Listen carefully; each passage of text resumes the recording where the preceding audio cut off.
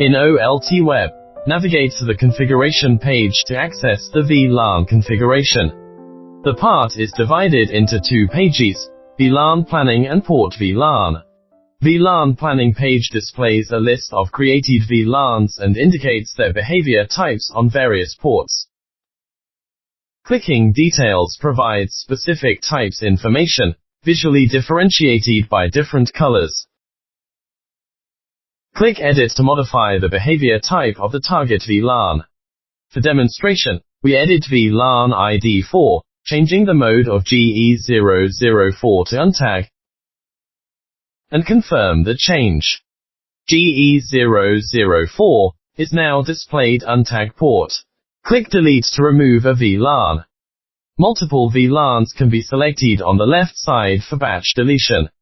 For demonstration, we delete VLAN ID 2, and a pop-up confirms the successful deletion. Click Add VLAN to create a VLAN, or use Batch Add for bulk creation. For demonstration, we create VLAN ID 2 and confirm. After a moment, VLAN ID 2 is successfully created.